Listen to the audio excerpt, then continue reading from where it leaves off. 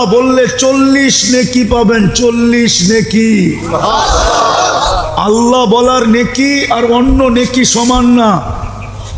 উদাহরণ দিয়ে বুঝাবো, বলেন তো 1 মণ তুলা 1 মণ সোনা ওজনের দিক দিয়ে সমান না? সমান না। গাঠটির দিক দিয়া কোনটা বড়? হ্যাঁ, 1 মণ সোনা তো 1 মণ সোনা কত ছোট একটা গাঠটি হবে, ছোট একটা ব্যাগে নেওয়া যায়। আমার 2 হাতে 2 কেজি আসবে, 2 কেজি না 3 কেজি। আমি তো তাঁতিবাজার থাকি, আমি তো সোনা চিনি। 1.5 কেজি করে 3 কেজি 2 হাতে নিলে আপনি দেখবেন না যে 3 কেজি সোনা হাতে আছে। গাঠটি কোনটা বড়? হ্যাঁ ঠিক। আল্লাহ বলার নেকি 40, কিন্তু অন্য কোরআনী শব্দ বললেও 4 অক্ষর বললে 40 পাওয়া যাবে, কিন্তু আল্লাহ বলার 40-এর গাঠটিটা অনেক বড়। অথচ আল্লাহ বলতে চায় না।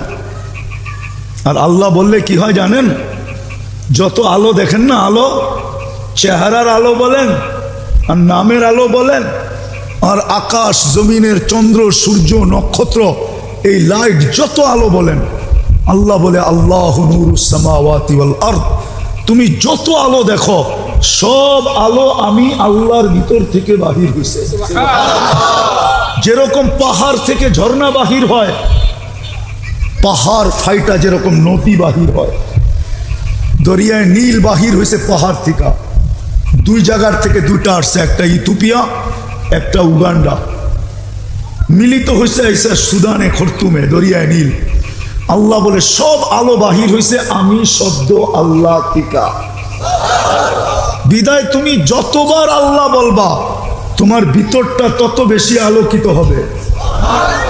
আর যদি আল্লাহ বলায় অভ্যস্ত হইতে পারি, সারা দিনে যদি কয়েক শতবার আল্লাহ বলায় অভ্যস্ত হইতে পারি, হতে পারে ভিতরটা আলোকিত হইতে হইতে হইতে হইতে একদিন এরকম আলোকিত হবে যে এইখানে বৈশা জান্নাত দেখবে।